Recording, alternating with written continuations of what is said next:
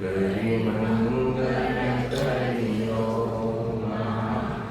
ગ્રંથ કર્મ ગોકા જાતે મિલે સમાજ આવે નિજ પદરા આત્મ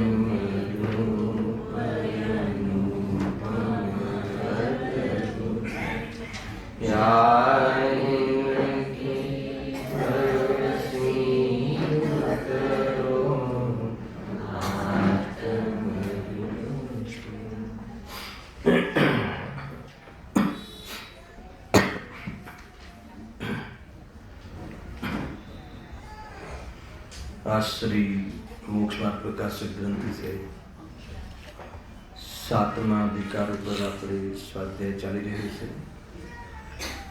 એમાં ધર્મ બુદ્ધિથી ધર્મધારક વ્યવહારાભાસી મુખ્ય દૃષ્ટિ, એમાં જે તત્વાર શ્રદ્ધાનું નામ સંવેદન છે, એમ શાસ્ત્રથી સમજી એમ વાંચી પરિભાષાઓ યાદ કરી એ બધું બરાબર છે, પણ એમાં અયથાર્થપણું ક્યાં રહી ગયું? તો એમાં અયથાર્થપણાનું સ્વરૂપ બતાવતા પહેલા એની ભૂમિકામાં એમ કહ્યું કે 7 તત્વ શીખી લે, ભણી લે, ભણાવે, બધું કરે, પણ ભાવ ભાષણ ન કરે. એના પર ઘણું વજન નાખ્યું. ગઈ વખતે આપણે બહુ ચર્ચા કરી હતી કે એને ભાવ ભાસતો નથી. જીવ અજીવની પરિભાષા કરી લે, પણ સ્વ અને પર ભિન્ન છે એમ ભાષિત થતું નથી, એમ ભાસતું નથી. ભાષણ કરે પણ ભાષણ ન કરે. ખ્યાલ ભાષણ અને ભાષણ અંતર પડી ગયું. બધાને સમજાવે બી ખરું, પણ સ્વમાં સ્વપન ને પરમાં પરાયાપન એવી ભિન્નતા જ્યાં સુધી ન ભાષે તો મિથ્યા દ્રષ્ટિ જ રહે છે. એટલી ચર્ચા આપણે ગઈ વખતે ભૂમિકાના રૂપમાં કરી હતી. એના પછી પેજ નંબર 229 પર આગળ વિશે ચાલશે. હવે તેને તત્વ શ્રદ્ધાન કેવા પ્રકારનું હોય છે તે અહીં કહીએ છીએ. ટૂંકમાં એક વાત ખાસ યાદ રાખજો કે અહીંયા જ્ઞાન તો છે, જ્ઞાનનો સદભાવ છે, ભાવ વાસનનો અભાવ છે. એના આધાર ઉપર આખો ટોપિક ચાલશે. ચોથા અધિકારમાં પણ આ જ વિષય છે. જીવાજીવ તત્વના શ્રદ્ધાની અયથાર્થતા આ જ હિડિંગમાં ત્યાં પણ પકડે છે, અહીંયા પણ પકડે છે. તો ત્યાં જે પકડે છે ને અહીંયા પકડે છે, એમાં ફેર શું છે? બેઝિક ફેર શું છે? ખ્યાલ એ આપણે સમજવા જેવું છે. જો પેજ નંબર 82 કાઢો, એમાં છે ચોથા અધિકાર. સેમ હેડિંગ છે, સેમ વિષય લાગે છે ને. જીવ અજીવ તત્વ સંબંધી અયથાર્થ શ્રદ્ધા, અને અહીંયા બી છે જીવ અજીવ તત્વનું અયથાર્થતા. તો બંને વચ્ચે બેઝિક અંતર શું છે? ચોથા અધિકારમાં જે 7 તત્વની અયથાર્થ શ્રદ્ધા અથવા અતત્વ શ્રદ્ધા જે કહ્યું છે મિથ્યાત્વના પરિપ્રેક્ષમાં, તો એ એકેન્દ્રિય, 2 ઇન્દ્રિય, 3 ઇન્દ્રિય, 4 ઇન્દ્રિય બધા અજૈન છે એને પણ, અને અનાદિથી જે દેહ બુદ્ધિ છે, 7 તત્વ સંબંધી ભૂલ છે, એ અનાદિથી ચાલી આવે છે. જે અનાદિથી ચાલી આવે છે એ કરણલબ્ધિના એક સમય પહેલા ત્યાં સુધી આ જ્ઞાનમાં તો યથાર્થતા આવી જાય છે, પણ અભિપ્રાયમાં અયથાર્થતા રહે છે ત્યાં સુધી. એના પછી એને કરણલબ્ધિ પછી અંતર્મુહૂર્ત કાળમાં એ બધી ચીજ અભિપ્રાય સમ્યક થઈ જાય છે. મારા કહેવાનો ભાવ એ છે, મારે એનું ધ્યાન કરાવવું છે, તુલના એ કરાવી છે કે અહીંયા ચોથા અધિકારમાં જે 7 તત્વ સંબંધી ભૂલ કહી, યથાર્થતા કહી, અને 7મા અધિકારમાં હવે કહેવાવાળા છે એમાં બેઝિક અંદર શું છે? તો ભૂલ તો એ જ છે. ભૂલમાં કંઈ બીજા પ્રકારની કે કોઈ ભૂલ છે એવું નહીં. ભૂલ તો એક જ હોય છે. પરંતુ અહીંયા કહ્યું ને કે જે જૈન છે, જીન આજ્ઞાને માને છે, જૈન શાસ્ત્રોનો અભ્યાસ કરે છે, છતાં મિથ્યા દ્રષ્ટિ રહે છે, એ વસ્તુ ચોથા અધિકારમાં લાગુ નથી પડતી. ખ્યાલ આવે તમને? અહીંયા તો જૈનનો કોઈ ભેદની વાત જ નથી. અનાદિથી એકેન્દ્રિય હોય તો બી 7મા અધિકારમાં એકેન્દ્રિયની વાત નથી. એમાં મનુષ્યની વાત છે. એ પણ કયા મનુષ્યની વાત છે? જૈન છે. એ વાત થોડી કડક લાગશે તમને કે જૈન છે, જીન આજ્ઞાને માને છે. શરૂઆત જ એ રીતે લીધી હતી 7મા અધિકારમાં. જૈન શાસ્ત્રોનો અભ્યાસો છે તું પણ મિથ્યાત્વ રહે છે. એટલે આ તો વધારે ખરાબ વાત કહેવાય. પેલાને તો ખબર જ નથી. એને તો 7 તત્વનું કંઈ એવી કોઈ જાતિની એને સમ્યકતા શું છે, શું પરિભાષાઓ છે, ને 7 તત્વની ભૂલ શું છે એ એને કોઈ જ્ઞાન નથી. એને બસ ભૂલ છે, અનાદિથી છે. ત્યાં બહુ મોટું અંતર છે. બાકી ભૂલમાં કાંઈ એવું પ્રકાર નથી. અહીંયા બેઝિક અંતર શું છે કે 7મા અધિકારવાળો જે મિથ્યા દૃષ્ટિ છે એ જૈન શાસ્ત્રે વાંચીને પણ એને ભાવાસન નથી કરતો, એટલે મિથ્યા દૃષ્ટિ જ રહે છે. એ તો બરાબર છે, એ તો ખતરનાક વાત છે જ, પરંતુ એ સિવાય પણ જૈન શાસ્ત્ર વાંચીને મિથ્યાત્વનું જ પોષણ કરે છે. ગજબની વાત એ છે, ભેદ જ્ઞાનનું પોષણ કરતો નથી, વિતરાગતાનો પ્રેમ છે નહીં, અને કોઈને કોઈ આભાસ કરીને એને જે પર્યાય બુદ્ધિ છે એ પર્યાયની જ બુદ્ધિ એને દ્રઢ કરે છે. એ બહુ ખાસ અંતર, આ મૂલ છે હે ને. એટલે એમાં આપણા પર બી આંગળી થઈ શકે ને. આમાં તો આપણે જૈન શાસ્ત્રનો અભ્યાસ તો કરીએ છીએ, અભ્યાસ કરવા છતાં મિથ્યા દ્રષ્ટિ રહે છે. અને મિથ્યા દ્રષ્ટિ રહે છે એના કરતાં વધારે ડેન્જર વાત તો એ છે કે મિથ્યાત્વનું પોષણ કરે, એકાંત કરીને મિથ્યાત્વનું પોષણ કરે છે. તો એ વાત 7મા અધિકારમાં અંતર છે. બાકી તો જો અહીંયા પણ લખ્યું છે, તમે વાંચો, એક બે પેરેગ્રાફ લઈ લીધે. શું છે જુઓ, અનાદિકાળથી જીવ છે તે કર્મ નિમિત્ત વડે 82 પેજ પરની વાત કરું, થોડું જોઈ લઈએ. 82 બહુ ચલાવ્યું હતું ચોથા અધિકારમાં, મને બરાબર યાદ છે, બહુ ખુલાસા કર્યા હતા. વર્ષો થઈ ગયા અને ભૂલ તો અનાદિની છે. અનાદિકાળથી જીવ છે તે કર્મ નિમિત્તિક વડે અનેક પર્યાય ધારણ કરે છે. ત્યાં પૂર્વ પર્યાયને છોડી નવીન પર્યાય ધારણ કરે છે. તથા તે પર્યાય એક તો પોતે આત્મા, જો ખ્યાલ આવે તમને થોડું એટલા માટે લઉં છું કે આગળ કામ આવશે. અનાદિકાળથી જીવ છે પણ કેવી રીતે છે? કર્મ સહિત છે. કર્મ સહિત છે એનું શું આભાષણ કરાય? કર્મ સહિત છે તે કર્મને લઈને પૂર્વની પર્યાયને છોડે છે, નવી પર્યાયને ધારણ કરે છે. હવે જે નવી પર્યાયને ધારણ કરે છે એ પર્યાયનું સ્વરૂપ બતાવે છે. પછી જે કોઈ પર્યાય હોય, ચાહે મનુષ્યની હોય, નારકી જેવી નારકી હોય, દિવ્યંશ હોય, જેવી, એ પર્યાયનું સ્વરૂપ બતાવે છે. પર્યાયમાં શું છે? એક તો પોતે આત્મા છે. એ જે મિલીજુલી સરકાર છે ને, મળી એ પર્યાય કેવી? એક તો પોતે આત્મા છે. ત્યાં શું છે પર્યાયમાં? તથા અનંત પૂતગલ પરમાણુમય શરીર છે. ત્યાં બે વસ્તુ કહી. હવે ત્રીજી વસ્તુ લીખે છે, એ બંનેના એક પિંડ બંધાન રૂપ છે. એક તો આ પર્યાય થઈ, કઈ પર્યાય કહેવાય આને? અસમાન જાતીય દ્રવ્ય પર્યાય. બરાબર? બે ભિન્ન ભિન્ન જડ અને ચેતનને મળીને કોઈ અવસ્થા વિશેષ જે પોષણ થાય, દશા થાય, હાલત થાય, એ પર્યાયની વાત કરી. હવે ત્રીજી વસ્તુ એડ કરશે. તેમાં આ જીવને આ હું છું એવી અહમ બુદ્ધિ થાય છે. આ ત્રીજી વસ્તુ આવી ગઈ. બરાબર? મિથ્યાત્વ.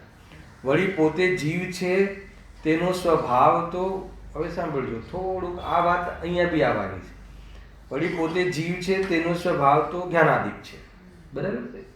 પોતે જે જીવ છે ને, કયા જીવની વાત છે અહીંયા? અજ્ઞાની કે જ્ઞાની? જીવ માત્ર. જે કોઈ જીવ છે એકેન્દ્રિયની પર્યાયમાં બેઠો તો પણ એ શું છે? જીવ છે. એ જ્ઞાનાદિક સ્વભાવ વાળો છે. તેનો સ્વભાવ તો જ્ઞાનાદિક છે. અને વિભાવ ક્રોધાદિક છે. બે વસ્તુ થઈ. ત્યાં ક્રોધાદિ પણ છે. તથા પૂતગલ પરમાણુનો સ્વભાવ વર્ણ ગંધ રસ સ્પર્શાદિક છે. આ ત્રણેય વસ્તુ છે. કાળું છે શરીર, ગોળું શરીર છે, તબદુલું પતલું, જે બી આ ત્રણેય વસ્તુ થઈને એક ત્યાં પોષણ છે. ત્યાં સુધી મિથ્યાત્વ છે કે નહીં? આવું મિથ્યા દ્રષ્ટિને હોય કે સમય દ્રષ્ટિને પણ હોય, આવું સંસારમાં રહેલા જીવ માત્ર એટલે એવું 12મા ગુણસ્થાન વાળાની વાત નથી અહીંયા, ધ્યાન રાખજો કે એને ક્રોધાદી નથી. 7મા ગુણસ્થાન 10મા ગુણસ્થાન સુધીના જીવો બુદ્ધિપૂર્વક હોય છે, અબુદ્ધિપૂર્વક હોય છે, અબુદ્ધિપૂર્વક 7માંથી 10મા. ખેર કથા યોગ્ય સમજી લેવું, સ્થૂલ કથન સમજી લેવું, પછી બહુ એના ભેદ પ્રભેદમાં જોવું નથી. પ્રયોજન શું છે કે 3 વસ્તુઓ છે. શું કહ્યું? એક તો જે પોતે આત્મા છે ને, ત્યાં પોતે આત્મા છે એનો તો જ્ઞાનાદિક સ્વભાવ છે. પછી જે શરીર જે પછી એને ક્રોધાદિક પણ છે. 2 વસ્તુ. ત્રીજી વસ્તુ શું છે? કે સ્પર્શ રસ ગંધ વર્ણ યુક્ત એક શરીર છે. 3 વસ્તુ છે. તો આમાં મિથ્યાત્વ ક્યાં બેઠું છે? આમાં મિથ્યાત્વ નથી. આમાં મિથ્યાત્વ ક્યાં બેઠું? 3ને એક સમાન માને છે. એ લખ્યું. અને સર્વને પોતાનું સ્વરૂપ માને છે. ખ્યાલ આવ્યો? આમાં પોતાનું સ્વરૂપ માને છે ને, તો એમાં જ્ઞાનાદિ સ્વભાવને પણ પોતાનું સ્વરૂપ માને છે ને, તો 30% સમ્યક દર્શન તે 30% ગણાય કે ના ગણાય? ખ્યાલ આવ્યો કે નહીં? પોતાનું જ્ઞાનાદિ સ્વભાવને પોતાનું સ્વરૂપ માને છે. એકને તમે ભેદ કરીને જ્ઞાનાદિક સ્વરૂપ સ્વભાવને પણ પોતાનું સ્વરૂપ માને છે, ક્રોધાદિકને પણ પોતાનું સ્વરૂપ માને છે, અને શરીરાદિકને પોતાનું સ્વરૂપ માને છે. તો જ્ઞાનાદિકને પોતાનું સ્વરૂપ માને છે, એમાં શું ગલતી છે? હે ને? હું સામે શ્રોતામાં બેઠો હોય ને તો આવો પ્રશ્ન કરું વક્તાને, એટલું તો કરે છે કે નહીં? તો એટલો તો સારો કહો. તો શું ભૂલ રહી? જ્ઞાનાદિકને પોતાનું સ્વરૂપ માને છે ને જ્ઞાનાદિકની થોડી ખબર છે. જ્ઞાનાદિકને પોતાનું સ્વરૂપ માનતો હોય તો ક્રોધાદિકને પોતાનું સ્વરૂપ માને? ક્રોધાદિક હોય એમ તો માને, પણ પોતાનું સ્વરૂપ માને? શરીરાદિક હોય એમ તો માને, પણ પોતાનું સ્વરૂપ માને? એટલે એને ભેદ જ્ઞાન નથી. ક્રોધનું, જ્ઞાનનું અને આ અચેતન શરીરનું ભેદ જ્ઞાન નથી. એ ભેદ જ્ઞાન નથી. એને ભેદ જ્ઞાન નથી એટલે ભાવ ભાષણ નથી. એ 3 છે એમાં ભિન્નતાનું ભાવ ભાષણ નથી. એટલા માટે એને વાસ્તવમાં અહમ બુદ્ધિ રહે છે. હું 3 વાત કહું. મને તાવ આવ્યો, બરાબર છે, મને ક્રોધ આવ્યો અને મેં ઝાડ. આ 3 બાબતો છે. આ 3 બાબતોમાં આપણને શું ભેદ લાગે? 3 આપણી જ લાગે છે ને? 3 આપણી લાગે છે ને? તો 3 આપણી ચીજ લાગે છે, એનું નામ મિથ્યાત્વ. 3 હોવાનું નામ મિથ્યાત્વ નથી. 3 આપણી ચીજ એટલે સ્વરૂપ લાગવાનું નામ મિથ્યાત્વ. આ એક કન્સેપ્ટમાં જાય છે. અહમ બુદ્ધિ ધારે છે એ રીતે. હે ને?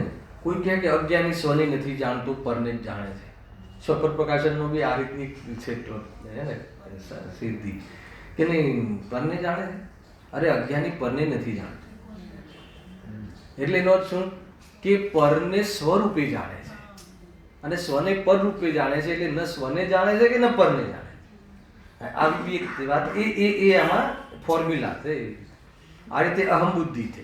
પહેલા પેરેગ્રાફમાં અહમ બુદ્ધિની વાત છે, બીજામાં મમત્વ બુદ્ધિની વાત છે. પહેલા તો સ્વરૂપ માને છે, પછી એ લખ્યું ને એ બધા જ પદાર્થોને અથવા એ બધી હિનધિક અવસ્થાઓ જે થાય છે એને શું માને છે? મારી છે એમ માને છે. એ લખ્યું જો આ મહારા છે એવી તેઓમાં મમત્વ બુદ્ધિ થાય છે. પોતે જીવ છે તેના જ્ઞાનાદિક વા ક્રોધાદિકની અધિકતા હિંતર અવસ્થાઓ થાય છે. સંસારી જીવની આ એક પોઝિશન છે, એની ના નથી, પણ એને પોતાની સ્વરૂપ માને છે. ખ્યાલ આવ્યો? માનો કોઈ વસ્તુ હું પરિભાષા તમને પૂછું અને તમને ના આવડે તો તમને શું થાય? દુઃખ થાય. તો દુઃખનું કારણ શું છે? કે જ્ઞાનહીન થયું ને, તો જ્ઞાનને જ્ઞેની ઓરથી અનુભવ કર્યો. હું તો કહું છું કે તમને ના આવડ્યું એવું જ્ઞાન થયું કે ના થયું? તો એ જે જ્ઞાન થયું ને એ ભગવાન છે. એ ભગવાન આત્માનું પ્રતિનિધિત્વ, જાણવું પ્રતિનિધિત્વ કરે છે ભગવાન આત્માનું. હવે કોનું જાણવું, કોનું ના જાણવું, કેટલું જાણવું, કેટલું જ ના જાણવું, એ જ્ઞાનની ઓરથી જ્ઞાનનો પરિચય નથી, જ્ઞેની ઓરથી પરિચય. અને જ્ઞેની ઓરથી પરિચય કરવામાં આવે છે એનું નામ વાસ્તવમાં જ્ઞેય બુદ્ધિ, જ્ઞાતા બુદ્ધિ, મિથ્યાત્વ છે. જ્ઞાનનો પરિચય જ્ઞેની ઓરથી ન થાય, જાણવાની ઓરથી થાય. જાણવાની ઓરથી થાય તો કોઈ ભેદ જ નથી પડતો. જાણવા રૂપે તો જીવ માત્ર છે. આ બી એક, આ બધા અનેક પ્રકારે વેદ્યાન કરવાના પ્રકારો છે. જો અવસ્થાઓ થાય છે તથા પૂતગલ પરમાણુઓની વર્ણાદી પલટવારૂપ અવસ્થાઓ થાય છે, તે સર્વને પોતાની અવસ્થા માની તેમાં મારી અવસ્થા છે એવી મમકાર બુદ્ધિ, એકત્વ બુદ્ધિ, મત બુદ્ધિ થઈ ગઈ. આ ખ્યાલ આવ્યો કે નહીં? આજે 6 ઢાળામાં બી જે 7 તત્વની ભૂલ છે ને એ આ જ છે. 7મા અધિકારમાં બી ભૂલ તો આ જ છે, પણ અંતરનું તમને કહી દીધું, ધ્યાન રાખજો. કેમ કે એને ભૂલ તો આ જ છે, પરંતુ ત્યાં એને એ સંબંધી જ્ઞાન છે, ભૂલ મટાડવા સંબંધી એને જાણકારી છે, છતાં ભૂલ મટાડતો નથી. બસ એટલો ભેદ કરો. ભૂલ નથી મટાડતો એમાં આધાર શું આવે પંડિતજી? કે જાણે તો બધું બરાબર, એને જ્ઞાનમાં બધું બરાબર જાણે છે, જ્ઞાનમાં ભૂલ નથી, પરંતુ ભાવભાષણ નથી. ભાવભાષણ નથી, સ્વપનનું વેદ વિજ્ઞાનનું ભાવભાષણ નથી, એટલે પ્રતીતિ નથી. પ્રતીતિ નથી એટલે જાણવા છતાં મિથ્યા દ્રષ્ટિ જ છે. બહુ બહુ જબરજસ્ત એને ખોટનો ધંધો કર્યો એને. એકેન્દ્રિયને તો ભેદ જ્ઞાન કરવાની અક્કલ જ નથી, એને તો એ ભાવભાષણ કરવાની એની પર્યાયમાં ક્ષમતા જ નથી. અને તો પર્યાયમાં ક્ષમતા બી છે અને વેદજ્ઞાન કરવા માટેની મેટર પણ ક્લિયર છે, જ્ઞાનમાં ક્લિયર છે, શાસ્ત્રી કહ્યું ને, પરંતુ ભાવભાષણ નથી. કોઈ કહેતો પછી પ્રતિથી કેમ નથી, મિથ્યા દૃષ્ટિ કેમ રહે છે? કે ભાષિત નથી કરતો, એને જાણકારીને જ સમ્યક જ્ઞાન માની લે છે. હાલા, અને એને જાણકારીના અનુસાર જીવનની જે સદાચારનું જીવન છે એને જ ચારિત્ર માની લે છે. અને એ આ જ વાત સાચી છે એવી જે વિષય વસ્તુના સિદ્ધાંતને જ સમ્યક દર્શન માની લે છે. હવે વ્યવહાર સિદ્ધાંત જે હોય ને, જે સમ્યક સિદ્ધાંત સાથે નિશ્ચય સાથે, એ વ્યવહાર સિદ્ધાંતમાં આ ભાસ સમ્યક દર્શનનો નિશ્ચય સમ્યક દર્શનનો કરી લે છે. એ મૂળ ભૂલ એ છે. ટૂંકમાં ભૂલના પોષણનું નામ. એટલે આ તો ઓર વધારે બુદ્ધિ છે ને, એ વધારે ખોટું કામ કરે. ના ખ્યાલ આવે? બુદ્ધિવાન તો કહેવાય ને, કમ સે કમ બુદ્ધિમાં તો ક્લેરિટી છે. જીવ શું છે, અજીવ શું છે, જળ છે, ચેતન છે, આ દુઃખના કારણો છે, દુઃખના કારણો છે, પણ ભાષિત નથી થતો. એને એ રીતે એ પ્રમાણેનું ભાવાસન કરતું નથી. એને બરાબર કહે છે કે આમ બરાબર કહી દે કે આશ્રવ દુઃખરૂપ છે, એમ કહી દે. પણ દુઃખરૂપ પછી એને એમ કહીએ ને કે જે તને તારા દીકરા પ્રત્યે પ્રેમ છે અને એ દુઃખરૂપ છે, તો એ ભાષિત નથી થતું. આશ્રવ દુઃખરૂપ છે એમ કહે છે, પણ એને જ્યારે ખોલીને કહીએ ને કે જો તારા દીકરા પ્રત્યે, ગુરુ પ્રત્યે તને આ રાગ છે ને, તો એ વાસ્તવમાં આશ્રવ તત્વ છે, એ ધર્મ નથી, એ અધર્મ છે, તો ના માને કે ના ના એટલું તો હોય ને. દીકરા પ્રત્યે તો રાગ હોય, ગુરુએ આપણને એને જ્ઞાન કરાવ્યું, બધું આવી ગયું ને, કઈ ભૂલ ના આવી. આમાં કર્તૃત્વ બુદ્ધિ આવી ગઈ, ગુરુએ જ્ઞાન કરાવ્યું, અને એ જ ગુરુ અમારા છે, મમત્વ બુદ્ધિ આવી ગઈ ના, બધી કઈ બુદ્ધિ, બધી ખોટી બુદ્ધિ આવી ગઈ ને. આવી નિમિત્ત પ્રધાન કથન છે, એને ઉપાદાન રૂપથી અનુભવ કરે છે. હવે આવવા વાળું છે કર્તૃત્વ બુદ્ધિમાં. જો વળી જીવને અને શરીરને નિમિત્ત નૈમિત્તિક સંબંધ છે, તેથી જે ક્રિયા થાય છે તેને પોતાની માને છે. આગળ બી આવવા વાળું છું, ખાલી વાંચી લઉં છું. આ બહુ બધા ખુલાસા બહુ છે. પોતાનો સ્વભાવ દર્શન જ્ઞાન છે, તેની પ્રવૃત્તિને નિમિત્ત માત્ર શરીરના અંગરૂપ સ્પર્શન આદિ દ્રવ્યેન્દ્રિયો છે. હવે આ જીવ તે સર્વને એકરૂપ માની એમ માને છે કે હાથ વગેરેથી મેં સ્પર્શ્યું. ખ્યાલ આવે ને? આ કર્તા બુદ્ધિ પરની ઓરથી આપણને ઇન્દ્રિયના માધ્યમથી જાણવાની પ્રવૃત્તિ છદ્મસને હોય, તો આપણને શું થાય છે? જ્ઞાનથી જાણવું એવું એકેવાર યાદ આવે છે કે આંખથી જાણવું એવું યાદ રહે છે? યાદ શું એમ માનીએ છીએ. કદાચ યાદ કરીએ કે ના, જ્ઞાનથી જાણે છે, આંખથી નથી જાણતું, આંખ તો નિમિત્ત છે એવું જાણીએ તો એ ભાવભાષણ થાય છે કે જ્ઞાનથી જણાય છે? ભાવભાષણ એટલે ઇન્દ્રિયો પ્રત્યે એકત્વ મમત્વ ઓછું થાય છે, એ તરફનું મમત્વ ઘટે છે, ઘટતું નથી ને. ઉપરથી ડર લાગે છે ને. અંધાપો આવી જાય તો શું ડર લાગે છે? બતાવો. અંધાપો આવી જાય તો શું ડર લાગે? હું તો આ ફિલ્ડની વાત કરું છું, ભાવભાષણ નથી, એ ફિલ્ડની વાત કરું છું. જે બહારમાં અંધાપો આવી જાય છે એ તો હવે એ તો જે વિચારતો, અહીંયા અંધાપો આવી જાય, આપણને અંધાપો આવી જાય તો આપણને શું થાય છે? આપણને એમ થાય છે કે હવે મારો ધર્મ નહીં થાય. તો આંખથી આંખના જાણવાથી, આંખને ભગવાનને દેખવાથી ધર્મ થાય છે એમ માન્યું કે ના માન્યું છે કે નહીં? શરીરમાં રોગ આવી જાય તો આપણને શું ચિંતા થાય? સૌથી પહેલા શરીરમાં રોગ આવી જાય, શિથિલ થઈ જાય, હે ને, તો આપણને શું થાય છે કે હવે હું ધર્મ કેવી રીતે કરીશ? તો આ એ કહે છે કે એ તો નિમિત્તિક સંબંધ ભાઈ. ખરેખર તો દેહથી ભિન્ન આત્માને જાણવાનું નામ ધર્મ છે. ખ્યાલ આવે? ભલે એ ઇન્દ્રિયોના માધ્યમથી એ શાસ્ત્ર આદિ વાંચી અને પછી નિર્ણય કરે એટલું ત્યાં નિમિત્તિક પરિણું હોય તો પણ એનાથી થાય છે, એમાંથી જ્ઞાન આવે છે, એને અનુસરીને થાય છે, એ હોતું નથી. અજ્ઞાનીનું જ્ઞાન પણ ચૈતન્યને અનુસરીને. આ વાત બહુ મુખ્ય છે. ઉપયોગ લક્ષણમાં એટલે કુમતીને પણ ઉપયોગ લક્ષણમાં લીધું. લક્ષણના જ્ઞાનની ઓછી 8 ભેદ એ રીતે કુપણું તો અજ્ઞાનપણું તો મિથ્યાત્વને લઈને છે. જ્ઞાનમાં જાણવાપણે જે લક્ષણ છે એ તો સ્વચ્છ જ છે, નિર્મલ જ છે, જાણવાપણે જ પરિણમે એ રીતે છે. બહુ બધી બાબતો છે. જો અહીંયા શું કહે છે, એક તો એ થઈ ગયું, એના તરફથી થઈ ગયું. હવે આ જીવ તે સર્વને એકરૂપ માની એમ માને છે કે હાથ વગેરેથી મેં સ્પર્શ્યું, જીભ વડે મેં સ્વાદ લીધું, નાસિકા વડે મેં સૂંઘ્યું. બોલો આપણે કોઈ બી ચીજ તમે બનાવી હોય અને એ ખારી છે કે ઓછી ખારી છે એ જાણવું હોય તો શું કરવું? ગાયક પાસે જવું કે ચાખવું જોઈએ? જીભની સંપર્કમાં લાવવું કે ન લાવવું? એના વગર જાણવું થાય કે નહીં થાય?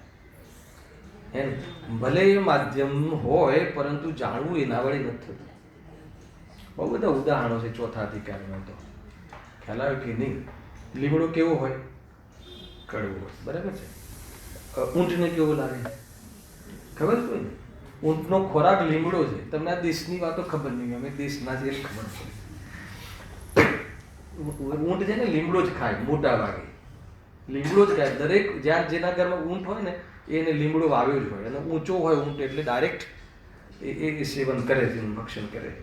પણ કેમ કરે છે? કેમ કે એને એ લીમડો છે ને મીઠો લાગે છે કેવો, તો પછી એને જીભ દ્વારા એ ચાખે છે તો એને લાગો કેવું જોઈએ?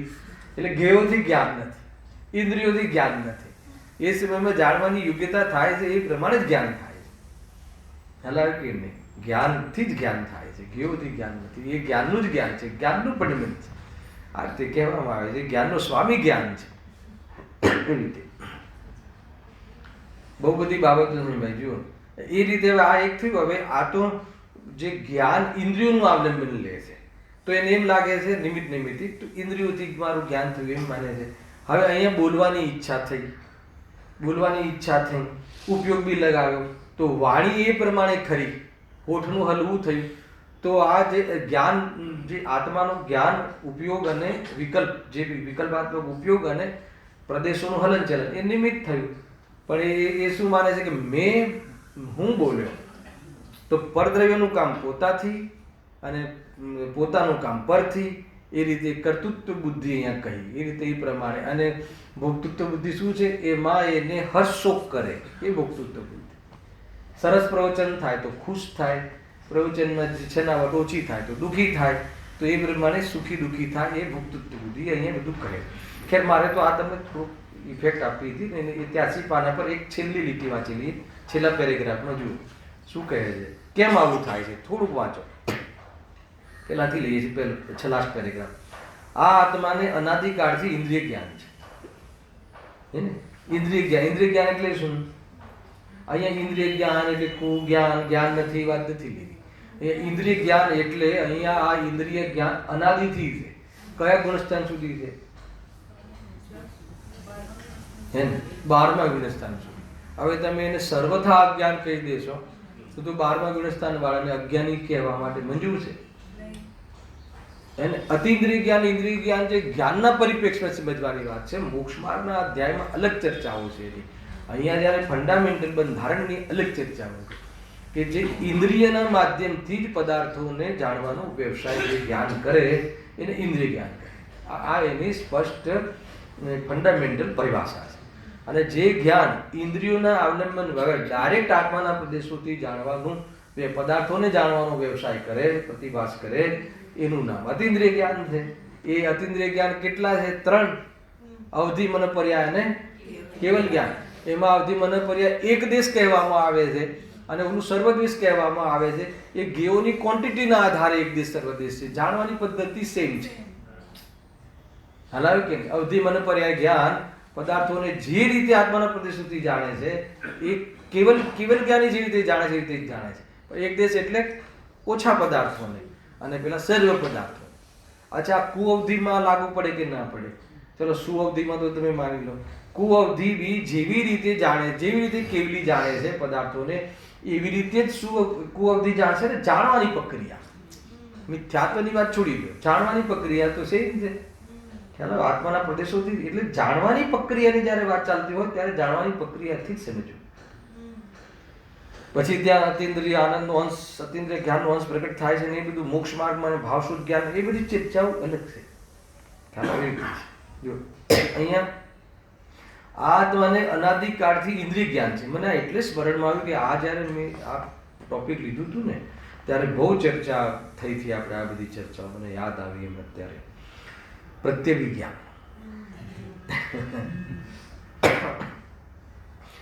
આત્માને અનાદિકાળથી ઇન્દ્રિય જ્ઞાન છે, જેથી અમૂર્તિક એવો પોતે તો પોતાને ભાસતો નથી, એટલે ઇન્દ્રિય જ્ઞાનનો વિષય આત્મા તો બનતો નથી. બરાબર છે? રૂપી પદાર્થ બને છે એ રીતે, પણ મૂર્તિ કેવું શરીર જ ભાસે છે. એટલે ઇન્દ્રિયોના જ્ઞાન દ્વારા એને શું જોયું છે? ઇન્દ્રિયોના માધ્યમથી એને આ શરીર આદિનું જ્ઞાન કર્યું એમ. અને તેથી આત્મા કોઈ અન્યને આપરૂપ જાણી તેમાં અહમ બુદ્ધિ અવશ્ય ધારણ કરે. અચ્છા, અહમ બુદ્ધિ ધારણ કરવાનું નેચર છે, એટલે એને અહમ બુદ્ધિ ક્યાંય ને ક્યાંય તો કરશે. એટલે અનાદિથી એની માન્યતા બી છે, અને વર્તમાનમાં બી આચાર્ય પણ ઘણા લોકો કરે છે. એ રીતે જ કરે છે ને, આ તારું, આ તારા પિતા છે, આ તારું છે, આ કરવા લાયક છે, એ રીતે આચાર્ય પણ, અને એને દેખાય પણ એ રીતે ઇન્દ્રિયોના બાબતમાં, ઇન્દ્રિયોના દ્વારા એ જ પ્રમાણે દેખાય હે ને. એટલે શું કરે છે? જો ઇન્દ્રિયો દ્વારા જણાય છે શરીર, એટલે હમ કરે છે, કરતા કર્મ નહીં લઈ લેતા. નહીં તો શું, જ્ઞાનીનું બી ઉપર સ્વરૂપ છે, પણ જ્ઞાની પાસે ભેદ જ્ઞાન છે. ઇન્દ્રિયોનું અવલંબન છોડીને અતિન્દ્રિય આનંદ અને અતિન્દ્રિય આત્માનો સ્વાદ લઈ લીધેલું છે, એ બધી વાત છે. પણ અતિન્દ્રિય જ્ઞાનનો અંશ બી પ્રગટ થઈ ગયો છે, અનુભૂતિ જ્ઞાન કહેવાય છે. છતાં જાણવાની પ્રક્રિયા હોય, પદાર્થોને જાણવાની પ્રક્રિયા, જ્ઞાની પણ આ માઇકને, આ ઘડિયાળને જાણશે તો અતિન્દ્રિય જ્ઞાનથી જાણશે કે કોને જાણે? તો આત્માને જાણ્યો એટલે અતિન્દ્રિય જ્ઞાન પ્રગટ થયું. અને આત્મા ઇન્દ્રિય જ્ઞાનનો વિષય નથી. એ જ ઇન્દ્રિય જ્ઞાન દ્વારા જે જાણવામાં આવે છે, એમાંથી જે ઇન્દ્રિય જે છે એ હું નથી, એમાંથી જ્ઞાન આવતું નથી. ઇન્દ્રિયોથી જાણવામાં આવવાવાળા પદાર્થો ઇન્દ્રિય છે, એ પણ આત્માની ચીજ નથી. પણ એમાં જે જાણું સાથે રહે છે ઇન્દ્રિય જ્ઞાનની અંદર, એમાંથી જે જાણું રહે છે એનો પક્ષ લઈ લે છે, એનો સ્વાદ લઈ લે છે. એટલે એને અતિન્દ્રિય જ્ઞાન, એ જ જ્ઞાન તે આત્મા, આત્મા તે હું, એમ પ્રતીતિપૂર્વક એને જાણી લે છે, અનુભવ કરી લે છે. એ અતિન્દ્રિય જ્ઞાન થઈ ગયું. એ જ્ઞાનનો વિષય આત્મા બને છે. કેમ? એ વખતે ઇન્દ્રિયનું અવલંબન નથી હોતું અનુભૂતિમાં. ખ્યાલ આવે કે નહીં? તો એ જ્ઞાનને અતિન્દ્રિય જ્ઞાન કહેવાય. એ આખી અલગ ચેપ્ટર છે. બે સાથે કહી દીધું, એટલે ક્યારેક તમારે તુલના કરવી હોય તો કરી છે. ખ્યાલ આવે કે નહીં? પણ છતાં એ જ અનુભૂતિવાળો જીવ જ્યારે હે ને એ સમયસારની કોઈ બી ગાથા એને જાણવી હશે તો એને સમયસાર બી જોઈશે. સમયસારની એ ગાથાના શબ્દો પણ સામે જોઈશે, સામે સમજવી હોય, વાંચવી હોય તો. અને ત્યાં આંખ એ બાજુ, એ આંખનું એ બાજુનું વેપાર જોઈશે, અને મેઇન ઉપયોગ ત્યાં લાગેલો હશે. તો આ બધું થઈને જ જાણવાની પ્રક્રિયા કરશે. ચાહે આચાર્ય કુમકુમ દેવે અતિન્દ્રિય જ્ઞાન 3 લેવલ, 3 કક્ષાના ભાવવાળું અતિન્દ્રિય જ્ઞાન, અતિન્દ્રિય સુખ પ્રગટ કરી લીધું હોય ક્વોલિટીનું, તો પણ જાણવાની પ્રવૃત્તિ તો એ રીતે જ થશે. એટલા માટે 9મા અધિકારમાં અને રહસ્યપૂર્ણ ચિઠ્ઠીમાં આવ્યું કે સમ્યક દ્રષ્ટિનું જ્ઞાન નિર્મલ નથી. 12મા ગુણસ્થાન સુધી જ્ઞાન નિર્મલ નથી હોતું, તો મલિન હોય છે. હવે ત્યાં નિર્મલ એટલે મિથ્યા નહીં, નિર્મલ એટલે વસ્તુ જેવી છે એવી પદાર્થને જાણવું ઇન્દ્રિયોના માધ્યમથી સંભવ જ નથી. કારણ કે જ્યાં કોઈ અવલંબન લીધું તો જેવો પદાર્થનો રંગ છે, જેટલો આકાર છે, જે સાઇઝ છે, જેવું કેવલી, જેવી વસ્તુનું જે છે સ્વરૂપને જેવું કેવલીને જ્ઞાન થાય છે, એવું જ્ઞાન 12મા ગુણસ્થાન સુધીના જીવોને નથી થતું. કેમ કે એને અવલંબન રૂપ જ્ઞાન હોય ત્યાં એ રીતે એ પ્રમાણેની નિર્મલતા હોતી નથી, મલિનતા હોય. લખ્યું તમે વાંચો, બધી જગ્યાએ આવ્યું છે. આમ બી તમે પ્રત્યક્ષમાં અને વાયામાં ફરક પડી જાય કે ન પડી જાય? સામાન્ય કથન છે. એને તમે કોઈ પ્રત્યક્ષ વાત સાંભળો અને તમે વાયા સાંભળો તો એડ થતું જાય છે ને. તો એ રીતે બધી બદલાઈ જાય. સાવ વ્યવહારિક પ્રત્યક્ષની વાત હેલા ને. આ જ્ઞાનનો બહુ રોચક વિષય છે. બધી રીતે એના જ્ઞાનાત્મક રીતે બી સમજવું, પછી પ્રયોગાત્મક રીતે બી સમજવું, અને ભાવાત્મક રીતે બી સમજવું. હર વિષયને એમાં જ્ઞાનનો વિષય તો ખાસ હોવો જોઈએ. પહેલાં જ્ઞાનાત્મક રીતે ફંડામેન્ટલ ક્લિયર હોવા જોઈએ કે આ કેવી રીતે છે, કેવી રીતે છે. પછી પ્રયોગાત્મક ઇન્દ્રિય જ્ઞાન તમે બતાવી દીધું, પણ ઇન્દ્રિય જ્ઞાનથી અધિક જાણે આત્મને તે જીતેન્દ્રિય જીન બને. અને અમારી પાસે તો ઇન્દ્રિય જ જ્ઞાન છે, તો મારે પછી કેવી રીતે ભેદ જ્ઞાન કરવું? તો આ બધી વાત પણ મારે પ્રયોગમાં લેવી પડશે. અને એ રીતે ભાવાત્મક એનું ભાવભાષણ કરીને પ્રતીતિ કરી લેવામાં આવે તો આત્માની અનુભૂતિ થાય. બધું જ ક્લેરિટી છે. જ્યાં જે રીતે ચાલતું હોય, જ્યારે હું એક ક્લાસ લઉં, બરાબર બોર્ડ ને નોટ બધું લઈને તમને ભણાવું, ત્યારે ભેદ સમજાવીશ, પ્રભેદ સમજાવીશ, એની પ્રક્રિયા સમજાવીશ, આ સમજાવીશ, બધું સમજાવું. એ બધું જ્ઞાનાત્મક રોલ છે. તો જ્ઞાનાત્મક રોલ બી પૂર્વમાં હોય છે. વસ્તુના સ્પષ્ટીકરણ કરવા માટે એને જ્ઞાનાત્મક રીતે પણ સમજવું જરૂરી છે. મનુષ્ય જીવનમાં તો ખાસ સમજવું જરૂરી છે. નવી વિવક્ષાથી સમજવું જરૂરી છે. હમણાં કાલે જ કોઈ પ્રવચનમાં સાંભળવામાં આવ્યું કે નય પ્રમાણનો ઉપયોગ મનુષ્ય જીવનનો શાસ્ત્ર સ્વાધ્યાય કરવાનો વ્યવહાર જે છે એમાં નય પ્રમાણ દ્વારા જ સંભવે છે. હવે ભેંસને કાંઈ શાસ્ત્ર અભ્યાસનો નથી એટલે નય વિવક્ષા એની જરૂર નથી, પણ જ્યારે અનુભવ થઈ જાય છે ત્યારે એનું જ્ઞાન નયરૂપ જ હોય છે.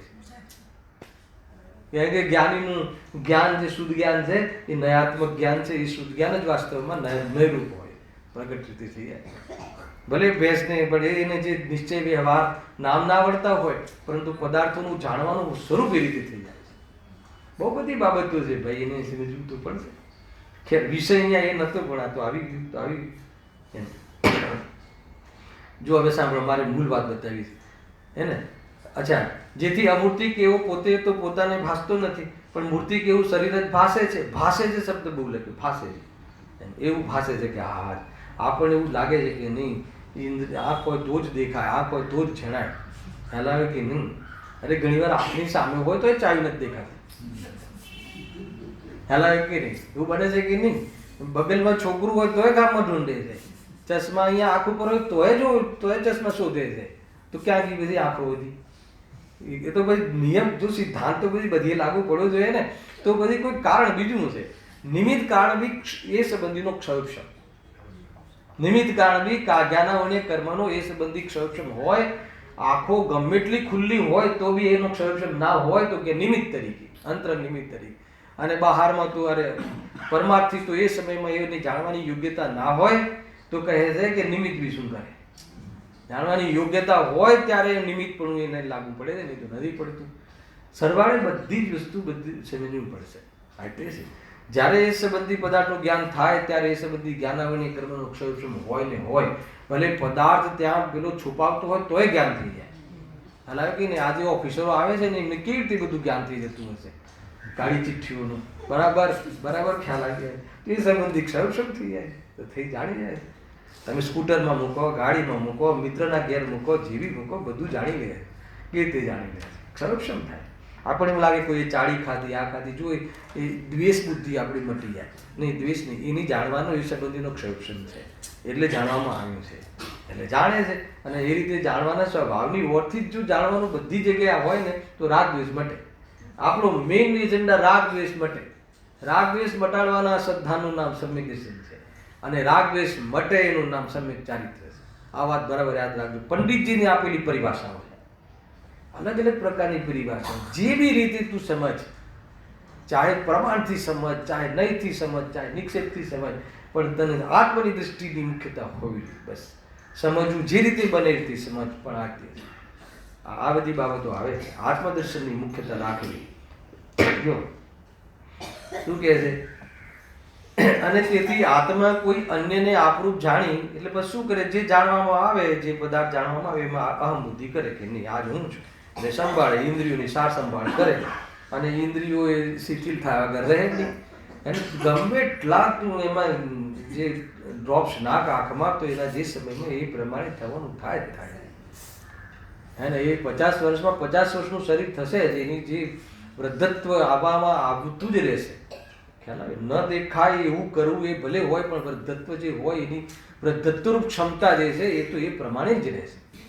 તો શું કરશો? અને કોની વાત છે? પણ કે શરીરની વાત છે, મારી વાત નથી. એટલું જ નક્કી કરવાનું, એને એટલું જ નક્કી કરીને આગળ જવાનું હતું. પણ આપણે એ ન કર્યું. આપણે તો એ બી મારું, અને જે જાણું છું એટલે એ તો હું તો છું જ. સ્વભાવ છે જાણવાનું, તો મારું કામ જ છે. અને શરીર આટલું હેલ્પ કરે છે, ઇન્દ્રિયો આટલી માધ્યમ આપે છે, આટલું સહાય કરે છે, એટલે એ તો મારી જ છે. અને એના લક્ષ્યને લઈને જે પણ ભાવો થાય છે એ પણ મારા છે.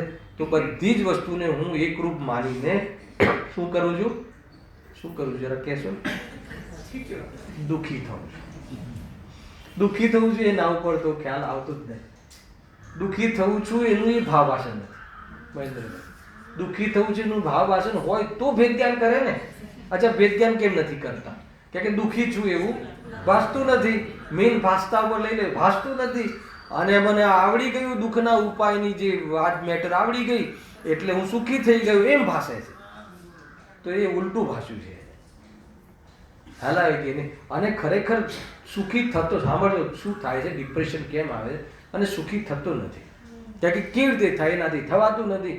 એટલે કાં તો પછી એને એના ઉપર શંકા જાય છે. જે અત્યારે ભણે એના પર શંકા જાય છે.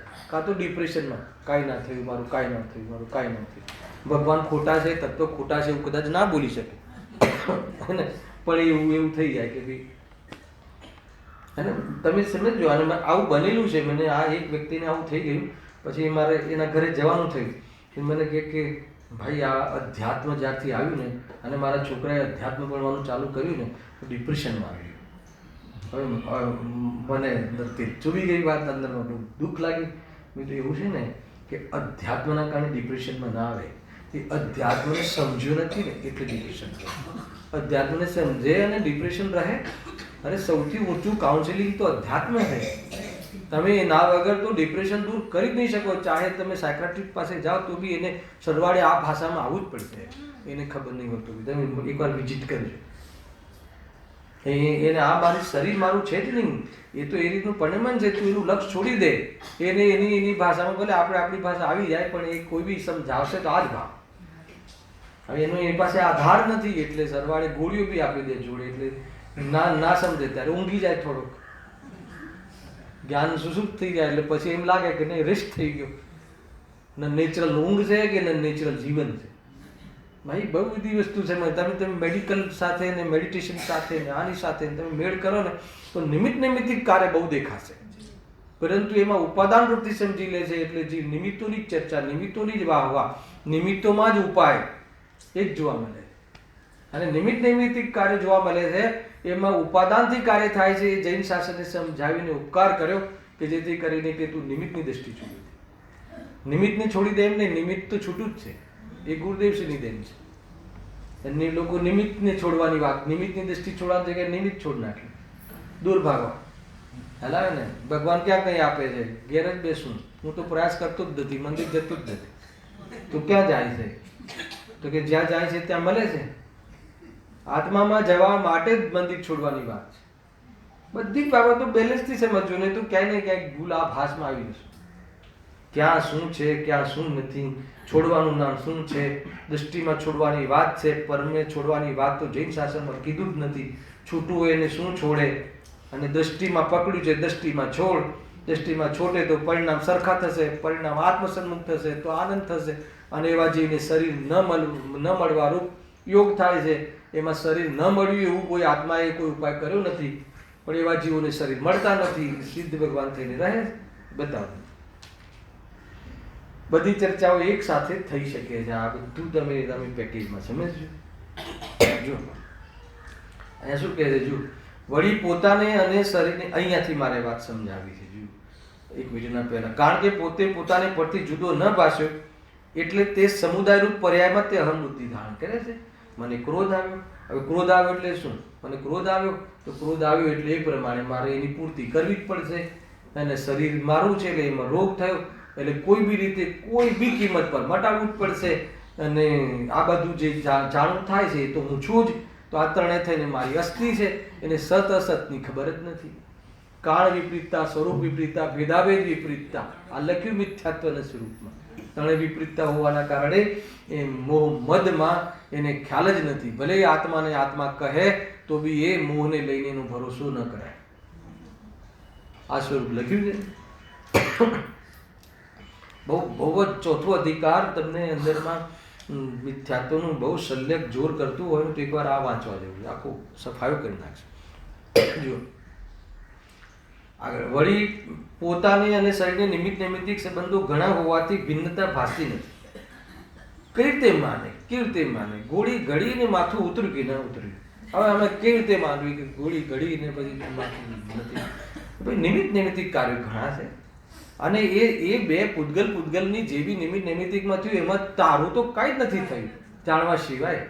તો એમાં તે જોઈન્ટ કરી લીધું કેમ કે સંયોગમાં છે, અને હું મારું માનું છું એટલે હું સુખી થઈ ગયો એમ માને છે. અચ્છા, માથાનો દુખાવો મટી જવાથી સુખી થઈ ગયો? હું એમ નથી કહેતો કે માથાનો દુખાવો હોય ત્યાં સુધી સુખી નથી થયો. હું એમ કહું મટ્યા પછી સુખી થયો હોય તો કોઈ બતાવે તો એને સુખની ખબર નથી. હું બહુ વિચાર કરજો શાંતિથી સંકિત. હવે જે વિચારો વડે ભિન્નતા ભાષા, બહુ બહુ જોરદાર વાત લખી છે કે હવે જે વિચારો વડે ભિન્નતા ભાષી શકે એમ છે, પણ એ વિચારો મિથ્યા દર્શનના જોરથી થઈ શકતા નથી. અરે મિથ્યાત્વની મીઠાશ એટલી છે કે આ સરસ કહ્યું હોય કે આત્મા કહી શકતો નથી, તાલીઓ પડે પાછળથી, હે ને, તો કહી શકતું નથી એવું મેં સરસ કહ્યું. એની મીઠાશમાં એ વાસ્તવમાં પરદ્રવ્યોનો હું કરતા છું એ શલ્ય મટાડવા માટે તૈયાર થતું જ નથી. થયું કે ના થયું? આ હવે નહીં, જે પ્રવચનમાં તાલી પડે ને એ પ્રવચન સારું, અને ક્યાં તાલી પડે છે એ ખબર નથી. બસ એક ઇમેજ થઈ ગઈ હોય કે પંડિતજી બોલે એટલે તાલી પાડવી, શું બોલ્યા એ ખબર ના. મેં તો આ જોયું છે આ સભામાં બેસીને. એકવાર તાલી પડી, મેં વિચાર્યું કઈ વાત પર તાલી પડી, તો પંડિતજી એવું કંઈ કહ્યું જ નહોતું કે જેના પર તાલી પડી છે. ઉપરથી એવું કહ્યું હતું કે ગંભીર થવું પડે, એટલે કાંઈ નહીં. એમ જેમ બુદ્ધિના પ્રવચનમાં હા ધરે ને, હા ધરે, બસ એને હા ધરવાનું. હવે કઈ બાબતમાં હા ધરે છે ખબર નહીં, એવું બી એકવાર બનેલું છે. બરાબર બરાબર બરાબર, પણ શું બરાબર કાંઈ જ ખબર નહીં. આ એના એ પકડનો છે બધા. એને ભાવ વાંચતો નથી, એ વિચાર કરવાની યોગ્યતા છે. લખ્યું જો હવે જે વિચારો વડે ભિન્નતા ભાષી શકે એમ છે એટલે એની પાસે વિચાર શક્તિ તો છે, પણ એ વિચારો મિથ્યા દર્શનના જોરથી થઈ શકતા નથી. એ મિથ્યા દર્શનનો પ્રભાવ રહે છે એટલે એ વિચારો કાર્યકારી બનતા નથી. કોઈ અહીંયા એક પ્રશ્ન કરી શકે તો પછી કરવાનું શું? તું કહે છે કે છતાં પણ જ્ઞાનમાં એક ક્વોલિટી છે કે મિથ્યા દર્શનના કાલમાં જ જ્ઞાન સમ્યક વિચાર કરી શકે છે, અને જેમ જેમ સાચો વિચાર કરી શકે છે એ મિથ્યાત્વને હલકું થવું પડે. એ નિયમ છે. મોહભાવ ઢીલો પડે જ. તું તારું કામ કર, મિથ્યાત્વનું કામ કર. ખરેખર તો જીવને મિથ્યાત્વની ખબર નથી. આગળ આવવા વાળી છે આશ્રવ તત્વનો અન્યથા શુદ્ધાનો. મિથ્યાત્વ, અવિરતિ, પ્રમાદ, કસાયને યોગ, એને બાહ્ય સ્વરૂપ તો ખબર છે, પણ એનો આંતરિક ભાવ વાસન નથી. એ બહુ ખબર કે મિથ્યા, નહીં તો આ ભાસ કેવી રીતે ચાલે? આ ભાસને ધર્મ માની લીધો છે તો એને મિથ્યા તો નહીં ખબર નથી. એ રીતે છે.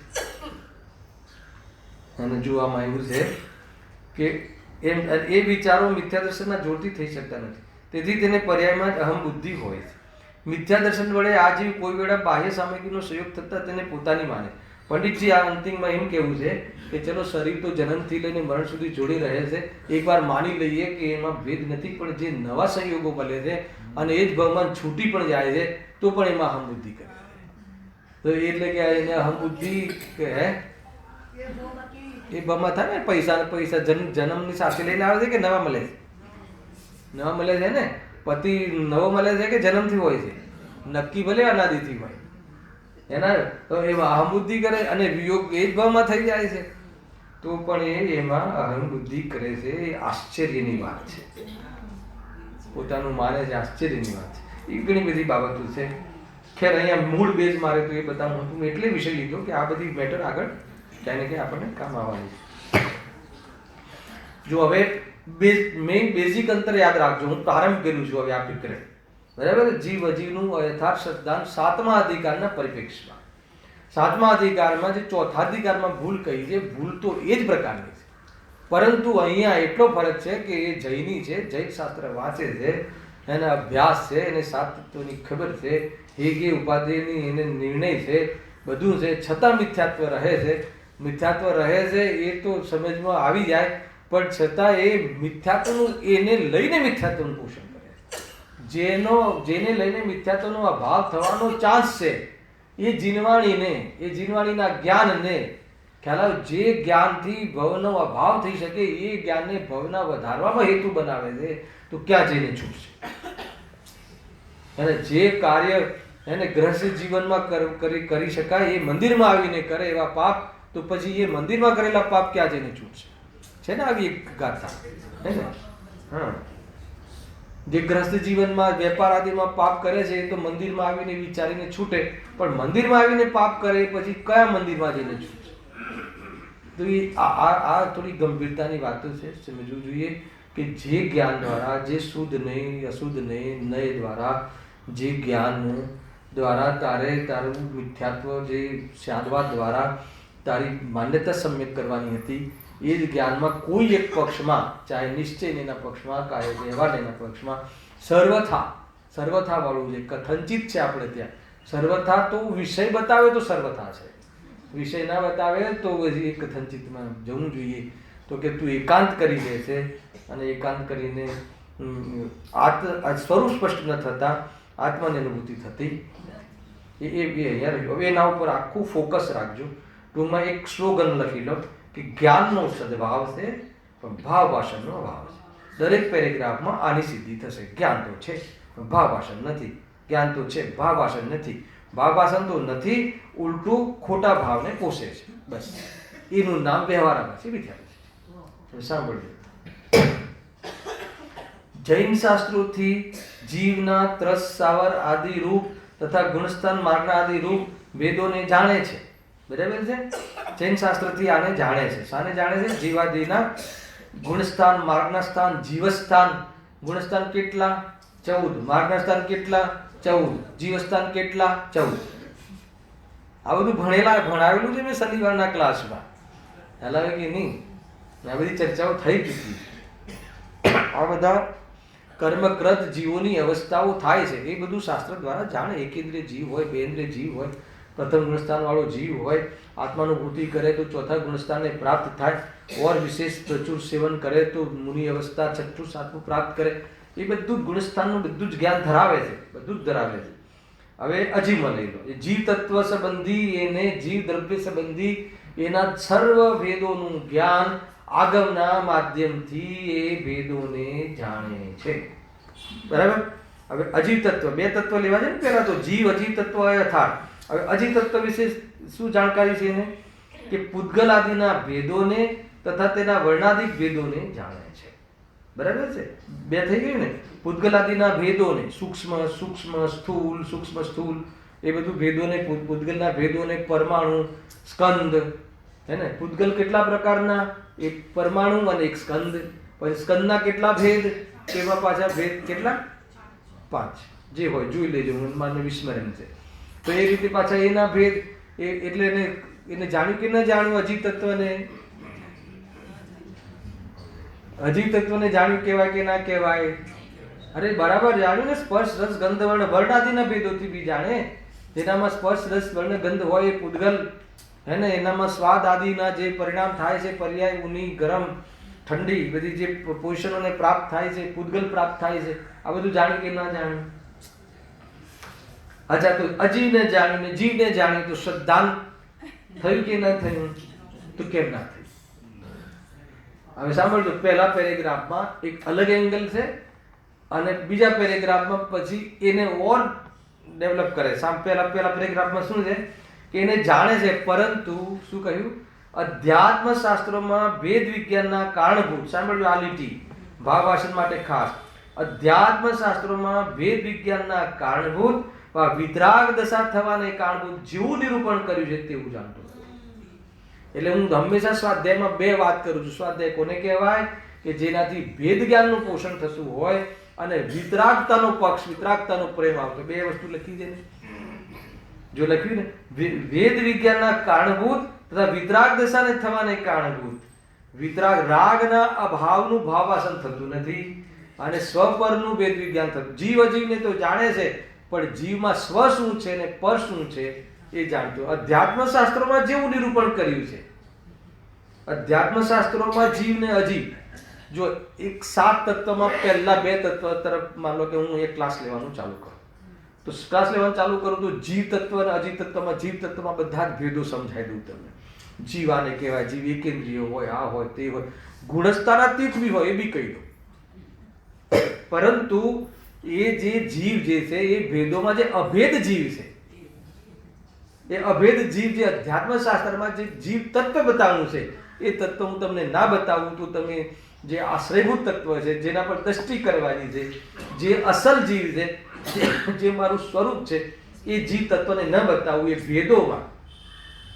એ ભેદોમાં જે જીવ તરીકે કાયમ રહેવા વાળું જીવ તત્વ ભેદોમાં બદલાય રાખે, પણ જીવ જે છે કાયમ એ જે જીવ તત્વ એ ન બતાવું. અને એ બી બતાવી દઉં પણ એ હું છે એવું તમને ભાવાસન ન થાય. તો એવું તમને નથી કહેતો કે હું એવું હું છે એવું ભાવાસન હું ન કરાવું, એવું નહીં, એ તમારે જ કરવાનું. એ હું છું એવું ભાવાસન કોઈ નહીં કરાવે. જ્ઞાન સત્સંગમાં છે, શ્રદ્ધાનમાં કોઈ સત્સંગ નથી. શ્રદ્ધાનમાં તો અસંગ છે.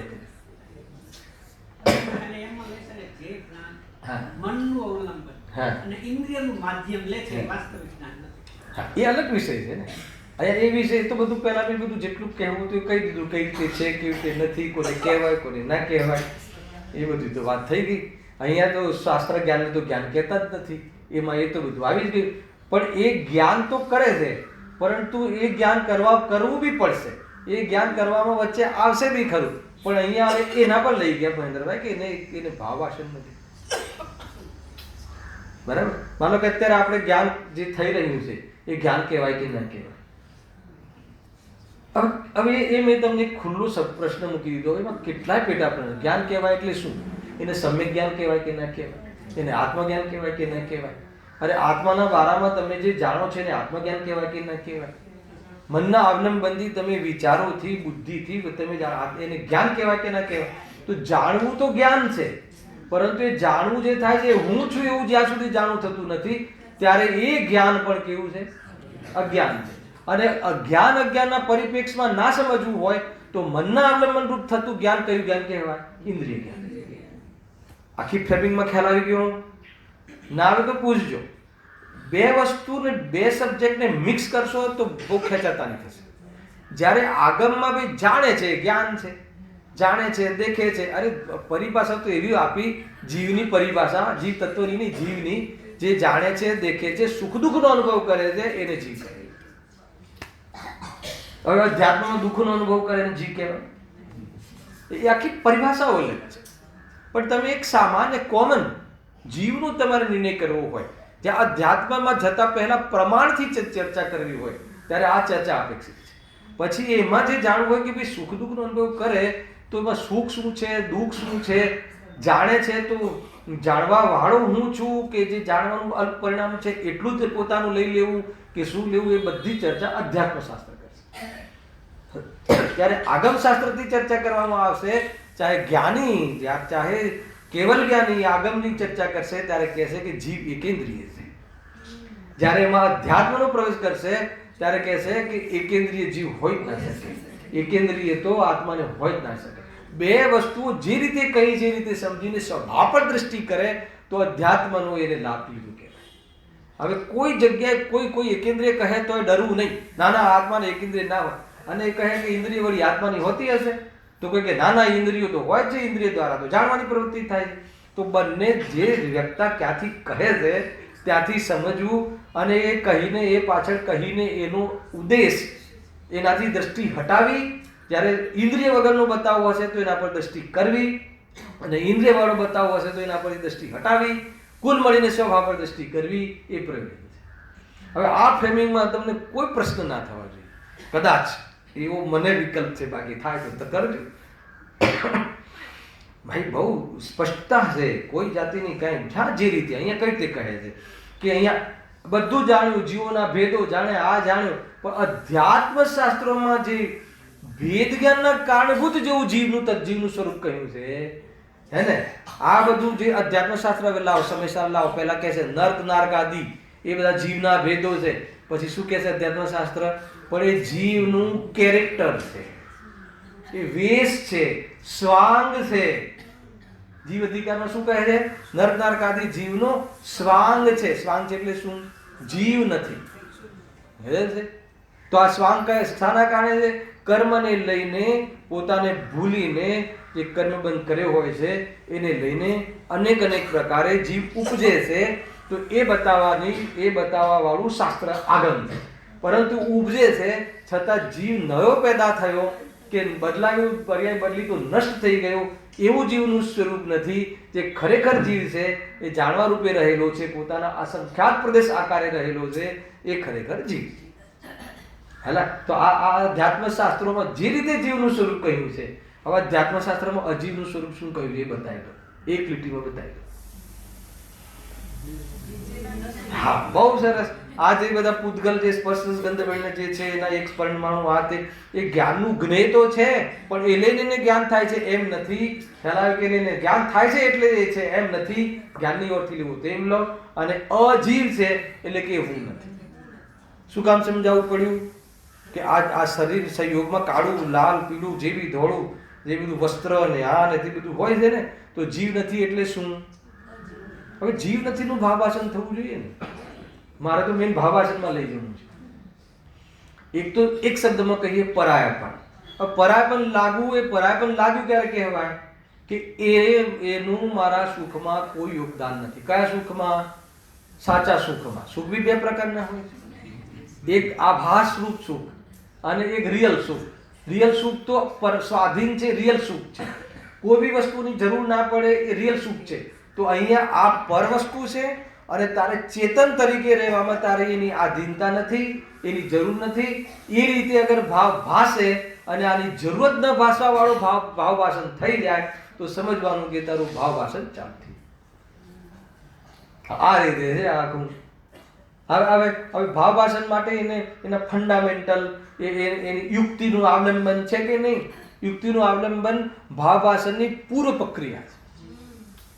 આગમનું સેવન, યુક્તિનું અવલંબન, પરાપર ગુરુઓનો ઉપદેશ, અહીંયા સુધી આ ભાવ વાસનની પૂર્વમાં થવા વાળી પ્રક્રિયા છે. અને પછી શું કહ્યું? સ્વાનુભવ. તો આ પૂર્વની પ્રક્રિયામાંથી ગુજરવું પડશે ત્યારે ભાવ વાસન પર પહોંચીશ. અને જેવું ભાવ વાસન થયું એમાં પ્રતીતિ ખીલી જાય છે તો કહે છે અનુભૂતિ થઈ જાય છે. આ રીતે છે. તો પહેલા શું આગમનું સેવન કરી રહ્યા છે ત્યારે યુક્તિનું અવલંબન. પાછા યુક્તિના અવલંબનમાં પાછા બે પ્રકાર, એક નિર્બળ યુક્તિ, એક પ્રબળ યુક્તિ. પ્રબળ યુક્તિ એટલે થર્ડ પર્સનના આધારે એ સિદ્ધિ કરવી, એને શાસ્ત્રોના ઉદાહરણના માધ્યમથી. અને નિર્બળ યુક્તિ એટલે, અને પ્રબળ યુક્તિ એટલે પોતાના જીવનના જે પ્રસંગો છે એમાં અભ્યાસ રૂપ લઈને એની સિદ્ધિ કરવી કે નહીં ચેતનનું શરીર મારું કેવી રીતે હોઈ શકે, એ રીતે યુક્તિઓને લગાવી. અને પછી છતાં એટલું થઈ જાય પછી એટલેથી તમે માની લેતા એમ નહીં, છતાં એ થયા પછી પરાપર ગુરુ, પર અને અપર. ખ્યાલ કે નહીં? એક અપર એટલે પર એટલે ત્યાં પરમ ગુરુ, પર એટલે પરમ ગુરુ અને અપર ગુરુ. બરાબર છે? પરમ ગુરુ હરેન્દ્ર ભગવાન, એમનો આપણને સંપર્ક હોય તો તમે એમની પાસે કરેક્ટ કરી લેવું. અપર ગુરુ એ ના મળે તો જે આપણે ગૌતમ ગણધર આદિ, આચાર્ય આદિ, ત્યાંથી લઈને ગુરુદેવ પર્યંત જે પણ જીવોનો સંપર્ક તમારા જીવનમાં જે ગુરુ તરીકે હોય એની સાથે આનું શું કરવું જોઈએ? કરેક્શન કરાવી જોઈએ. આ વાદ વિવાદ એ વાસ્તવમાં વસ્તુના સ્વરૂપને નિર્ણય કરવાનું અંગ છે. વાદ વિવાદ એટલે અત્યારે વાદ વિવાદ બધું ચાલે છે નહીં. વાદ વિવાદ એટલે આ વસ્તુનું તમે તમારો મત, મારો મત, ગુરુનો મત, એમ કરીને ખોટા મતનો ખંડન. આ યત્ન છે. અહીંયા સુધી કોઈ ધર્મ નથી. આ પૂર્વ ભૂમિકામાં થવા વાળી જ્ઞાન યત્ન રૂપ સમ્યક દર્શનની વાત છે. સહજ સમ્યક દર્શન સહજ હોય, સહજ સાધ્ય હોય છે. યત્ન સાધ્ય નથી હોતું, પણ પૂર્વમાં યત્ન હોય છે. અને પછી જ્યારે આજ હું છું એ ન વિકલ્પ કરીને થાય છે કે ન કોઈની મહેરબાનીથી થાય છે, ન કોઈના આશીર્વાદથી થાય છે. ખ્યાલ આવે કે નહીં? એ રીતે એ સહજ છે. આજ હું છું એ રીતે આખું વર્કિંગ થતું હોય. રાઈટ? જ્યાં જે વસ્તુની જરૂરિયાત છે ને અને એ રીતે નિરૂપણ હોય તો એને એ રીતે સમજવું જરૂરી છે. અને મૂળ નહીં છોડવાનું, કે મૂળ તો શુદ્ધાત્માની દૃષ્ટિ એના માટે તો મળીએ છે. નહીં તો અહીંયા શું કોઈ આપણે પ્રવચન કરીને શું લઈ લેવું, સર્ટિફિકેટ લઈ લેવા, એ વસ્તુની આપણને ખબર હોવી. ક્યાં આવ્યા હતા આપણે? હા, આ ખ્યાલ આવ્યો. પરંતુ અધ્યાત્મ શાસ્ત્રોમાં વેદ વિજ્ઞાનના કારણભૂત વિતરાગ દર્શનને કારણભૂત જેવું નિરૂપણ કર્યું છે તેવું જાણતો નથી. ગઈ વખતે બી લીધું હતું કે એવું જાણતો નથી એટલે એનું ભાવ ભાષણ થતું નથી. એને કે માન લો કે આશ્રવને જણાવ્યા, આશ્રવના ભેદ પ્રભેદ, મિથ્યાત્વ, અવિરતિ, પ્રમાદ, કષા, યોગ, આશ્રવના ભેદ, આ છે તે છે, આ પણ આશ્રવ છે, અરે ભગવાનની ભક્તિ પણ આશ્રવ છે. આ બધી વસ્તુ આપણે આશ્રવની જેટલી તાકાત હોય એ સંબંધી બધું સમજાવી દીધું. આ તો અજીબની વાત છે, પણ આ તમને ભાવ ભાષણ કરાવું છું કે હવે એ વસ્તુ જે છે એ દુઃખરૂપ છે એવું ભાષિત થાય છે. આ અજીબ છે, કોઈ બી રીતે મારાથી મારે કોઈ બી રીતે કોઈ બી કાળે મારા માટે એટલે મારે જે કયું કાર્ય કરવું છે પહેલા એ નક્કી કરનાર. મુક્તિ મોક્ષમાં જવા માટે અજીવનું આ હું નથી એટલું જ ભાવાસન જરૂરી છે.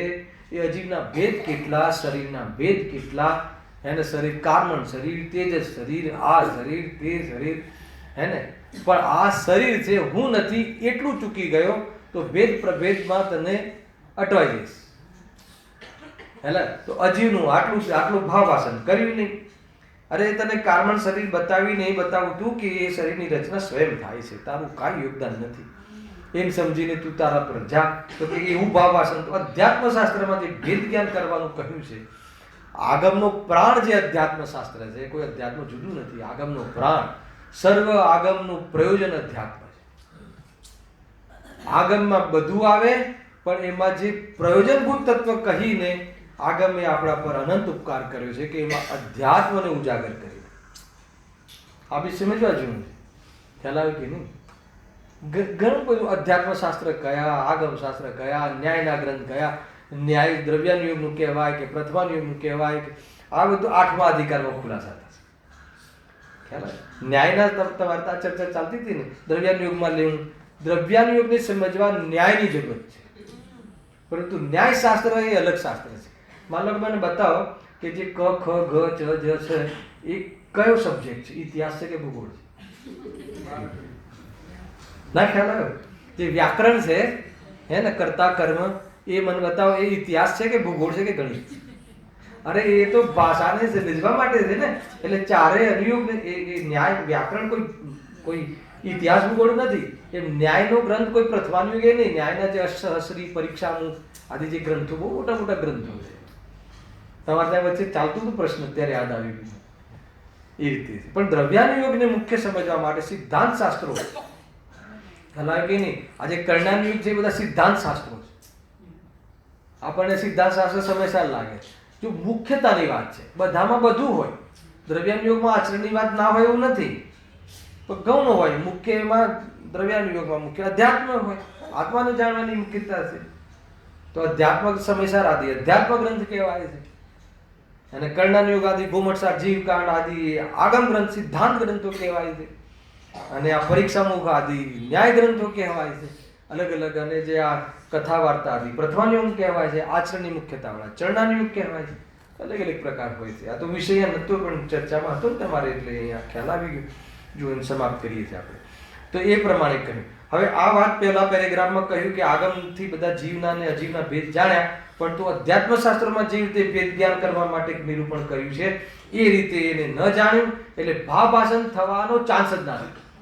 ભાવાસન થતા પહેલા અધ્યાત્મ શાસ્ત્રના આધાર ઉપર જે રીતે જાણવાનું કહ્યું છે એ રીતે જાણવું પડશે. અને જાણ્યા પછી ભાવાસન થાય છે, અને ભાવાસનમાં પ્રતીતિ કીધી. આ રીતે છે. હવે બીજા પેરેગ્રાફમાં હવે કહે છે કે વળી એવો પણ પ્રસંગ આવે. કયો? અધ્યાત્મ શાસ્ત્ર. એમાં કોણ આવે? આપણે બધા. આપણે તો અધ્યાત્મ શાસ્ત્ર સિવાય બીજા શાસ્ત્રો તો પરિચય નથી. હવે અધ્યાત્મ શાસ્ત્રો ભણ્યા પછી બી મિથ્યાત્વ કેમ રહે છે એની ચર્ચા કાલે કરીશું. ત્યાં એક જ વસ્તુ જાણે તો છે, જ્ઞાનનો સદભાવ તો છે, પણ ભાવ આ તમે ફોર્મ્યુલા રાખજો જોડે તો ક્લેરિફિકેશન થશે. સહેજાનંદી